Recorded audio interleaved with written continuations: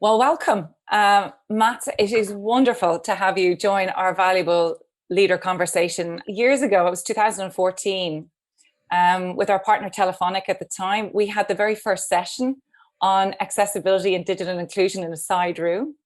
And now today, you actually several months ago signed as the leader of the GSMA to join the Valuable 500. And most importantly, your commitment has been principles for the digital inclusion of people with disabilities. And I guess I'm just so intrigued. Why? Why did you decide to do it? And what kind of pushed you forward? And what was the research telling you, about digital inclusion for people with disabilities in this sector? I think we were the first industry to sign up to the 17 SDGs back in February Yeah. 2016. Every time since then, we have been working tireless to try to do our bit in it. And you can say mobile connectivity is really the foundation. It is a massive enabler effect to create or to reach the goals of 2030 of these 17 goals. So we work, with gender equality, number 5. We work with climate, obviously, number 13. So we work with all these different activities and disability. People living with disability is, according to our research, roughly 1 billion people on the planet. And it sort of goes two ways. One, it's an opportunity for us to do more business, to be honest, but also to make sure that our technology can serve that population, serve that those people in a much better way. And disability is, to some extent, a forgotten area where we believe that technology can play a major role in augmenting the life, making sure that people feel more part of the community and ultimately can contribute more to society. And I think you said it right. It is an area where we traditionally have not focused that much. But I think that is about to change. It's fantastic to start seeing leaders have a multiple layered approach to things like inclusion and sustainability and that interconnectedness. And that's where the power is coming from. We're not siloing our energy or focus, but seeing the overlap. And I was really struck when you were speaking at Shanghai and you were talking about the extraordinary opportunity for us collectively to really change these systems. But you also spoke about we need to make sure that this digital inclusion does not divide or does not exclude. When the industry says inclusion, what does that really mean in your mind? And do we need to keep pushing what that means, like extending it out and seeing the overlaps? No, absolutely. And I think with all new things, there is a big good, but there is also, used wrongly, a big bad. And that's what I spoke about in Shanghai, that we are at the fork in the road right now, that we could sort of as leaders continue down the road of anti-science, anti-truth, bullying, etc.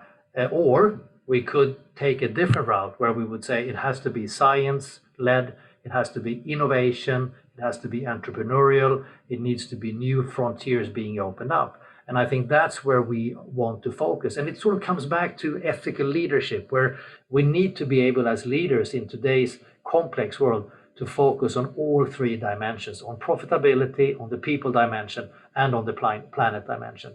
I think our customers are certainly demanding that. Our employees are requiring that. Our shareholders are to an increasing degree demanding it as well.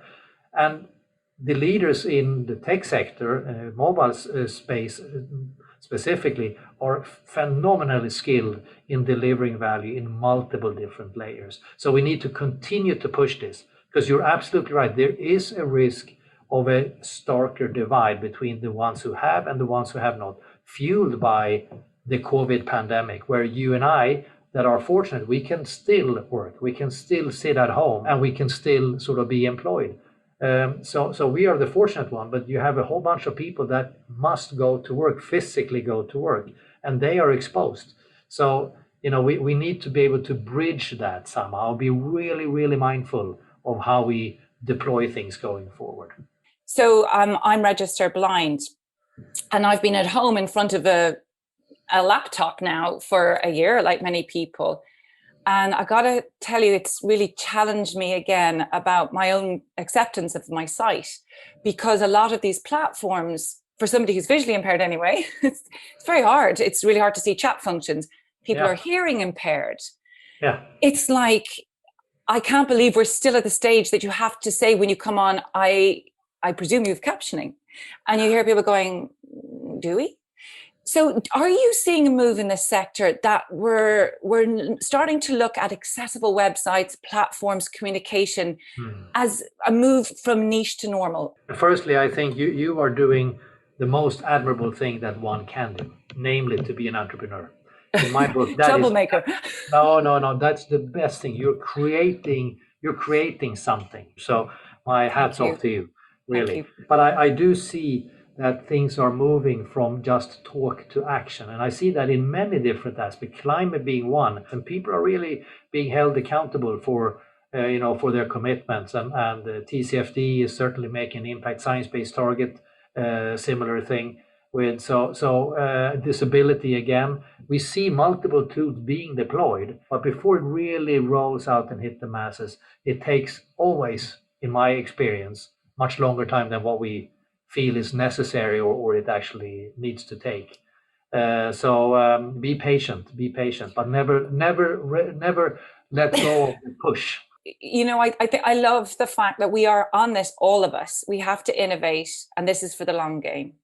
And we have to be very careful not to cancel each other out in our intention to try and do better, because if we cancel each other out, then that progress is not going to be made, because particularly around disability inclusion in business, is there's always a fear of getting it wrong. And that fear of getting it wrong is what's stopping progress. What do you think is some of the blockers for your peers or your leaders in this space who may not have joined communities like this, like disability inclusion? I mean, we've got incredible representation from the industry. We don't have from the handheld industry. So what do you think is some of the barriers? Is it still fear?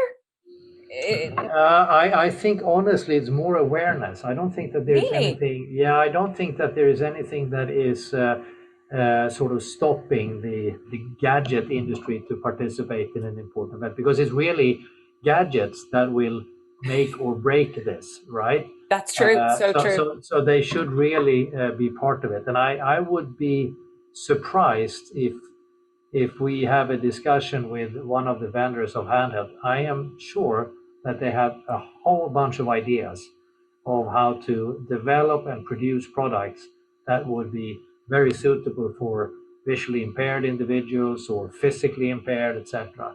People always forget that the remote control was designed for people who are visually impaired to watch television, which has been oxymoron. We know that text messaging was designed for people who are hard of hearing or hearing impaired. So like, we know that that's there, okay, but how do we accelerate that change? How do we build that design, universal design, in from the very beginning? And it's our belief that we need you, like we need the leaders, those leaders, that the leaders are strategically aware of this. Yeah. Do you think the leaders are aware of the extraordinary opportunity that we probably conservatively estimate is worth 8 trillion, that the 1.3 billion people who have a disability with a mom and a dad, 72% of our global economy, is worth 8 trillion. Do you think the leaders are aware of that? Because I think when the leaders are aware, then we amplify the change, right? Then we see the scale. Yeah, I think that's exactly it. And if I may, I think events like Mobile World Congress in Barcelona and Shanghai is a great opportunity to showcase some of these new technologies. And we have done that in the past. And it has always drawn huge amount of interest from developers, innovators, and entrepreneurs to continue to develop new products. We have something called the Innovation City, which is a really cool space where we have sort of the latest and the greatest from the whole tech community displaying what they are actually doing. And more importantly, you have made the great step to ensure that there's keynotes on diversity and inclusion. I think it's in your second day. Yeah. And we are incredibly grateful for the valuable 500 you're giving us that stage with some of our valuable 500 leaders. Really, thank you for that. Because I think when when peers start speaking about this and start showing off what they're doing or sharing what they're doing or sharing their failures, it gives permission for everybody else, doesn't it? I guess my passion is that really inclusion is business. You know, we can't have sustainability without inclusion. You can't have inclusion without people with disabilities. It all is wrapped into each other.